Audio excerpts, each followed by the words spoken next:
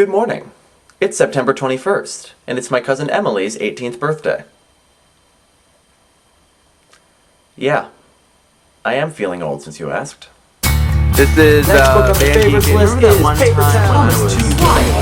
That's not all. Say hi. So for some reason today I'm feeling the need to get in touch with my inner child. And since I happen to be standing in front of the bookshelf background, I'm going to talk about children's literature. I know, because I haven't talked about that enough yet, right? If you've been following my favorite books reviews for pretty much the entirety of the summer, then you know that I am a big fan of children's literature. I have a great deal of respect for authors who are talented enough to write good, compelling stories for children that really treat them like adults. I fell in love with a lot of these stories as a kid, and I still enjoy reading them as a 25, almost 26-year-old.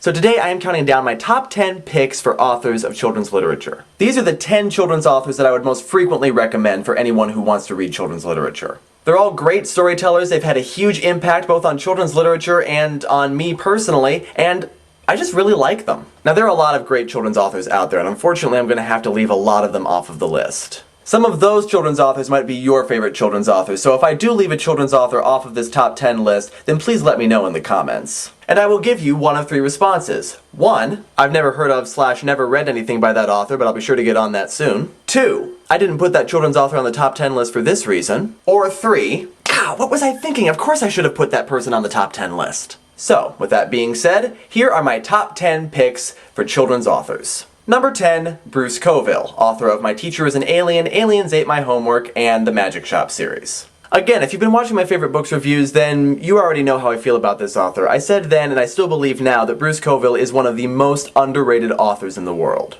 He was very popular in his day, but no one really talks about him anymore. Nobody really seems to be reading his books, and I think that's a shame because they're really, really good stories. He operates mainly in the sci-fi, fantasy, and horror genres, and while his stories are definitely written for kids, they have some very mature and adult messages and themes to them. I don't know how well adults might enjoy his stories, but I know that kids definitely enjoy his stories, so if you have a kid who's looking for something to read, find a Bruce Coville book. Number 9, T.A. Barron, author of the Lost Years of Merlin series and the Great Tree of Avalon series. T.A. Barron's another author that you might not have heard of. I haven't reviewed anything of his on my channel yet, but I am planning on reviewing the Lost Years of Merlin series, which is how I encountered this author. T.A. Barron is a wonderful writer of fantasy. He's incredibly creative with the things that he comes up with. For instance, the Lost Years of Merlin series is about Merlin of the Arthurian legend, and about how, as an adolescent, he found this magical realm called Fincayra, which is kind of a link between our world and the other world. So while it is technically Arthurian legend literature and it's looking at an already existing character, there's also a great deal here that's new and creative.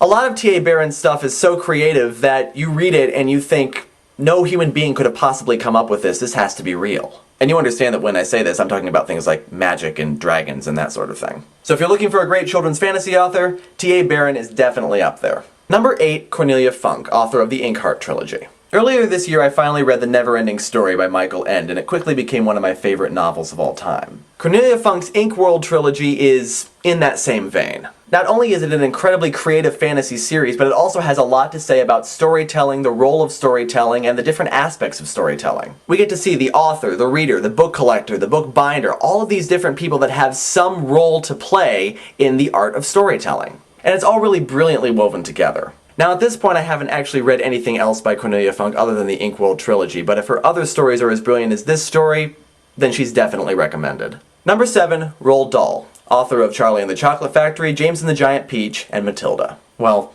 yeah, kind of a no-brainer. You can't give a top 10 list of great children's writers without including Roald Dahl, can you? Roald Dahl really changed the way that we think of children's literature, and in addition to that, his stories really do still hold up today. And another great testament to Roald Dahl's writing is that he got better the older he got, so one of the last books that he wrote, Matilda, was also one of the best books that he wrote. I think a lot of us grew up hearing the stories of Roald Dahl, and I hope that that doesn't go away anytime soon.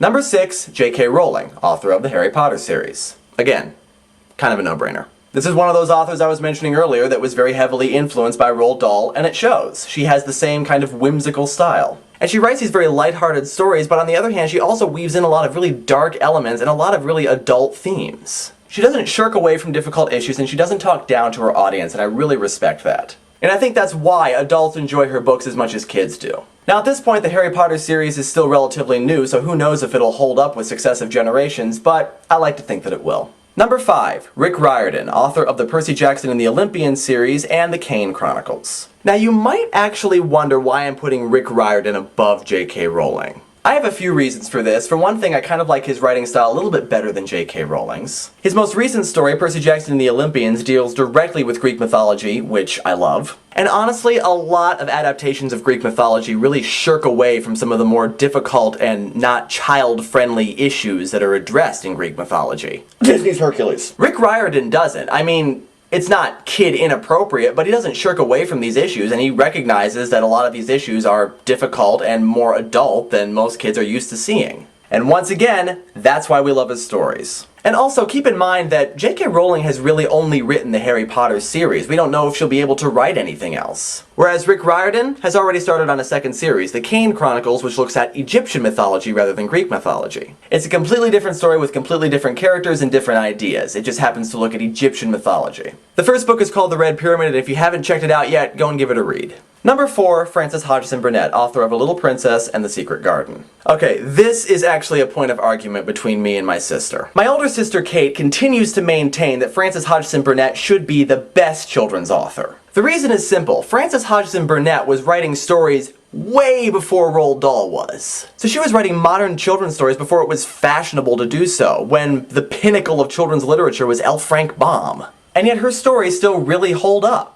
I still think that the top 3 on this list are better than Frances Hodgson Burnett. However, everything that Kate says was true, and Frances Hodgson Burnett is a wonderful storyteller. Well, was a wonderful storyteller. She's been dead for some time now. Also, as far as her stories are concerned, I'm really only familiar with 2 of them, A Little Princess and The Secret Garden, and even with The Secret Garden, I haven't actually read the book. I've only seen the musical and the movie. So if you have not had the pleasure of reading the stories of Frances Hodgson Burnett, do so.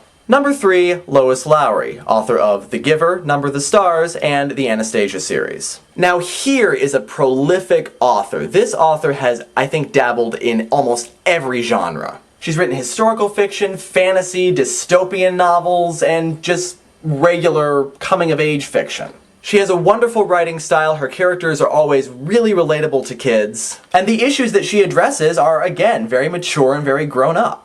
You've got Number the Stars talking about genocide. I mean, not directly, but essentially talking about genocide and the persecution of the Jews. You've got The Giver giving us actually a very scary vision of the future. And you've got some definite life issues discussed with the Anastasia series as well. I think most of us have read at least one Lois Lowry story, so I think you can all attest that they were a major part of our childhoods. Number 2, Louis Sachar, author of the Wayside School series, Holes, and There's a Boy in the Girl's Bathroom. I honestly cannot say enough good about this author. I love Louis Sachar's children's stories. His Wayside School collection is probably one of the most creative collections of stories that I've ever read. I don't think I've read an author who can better combine ridiculousness with familiarity. The characters in his books are so exaggerated and yet so familiar at the same time, and I absolutely love that. And plus, the stories are really compelling and interesting, and they have some really good points to make, especially There's a Boy in the Girl's Bathroom, which I still think is his best novel ever written. Now lately Louis Sachar started writing stories for older audiences with Small Steps and Card Turner, and those are really good stories too, but I really think Louis Sachar's talent lies with children's novels. So go check out the stories of Louis Sachar, and if you do happen to read the Wayside School series, just remember,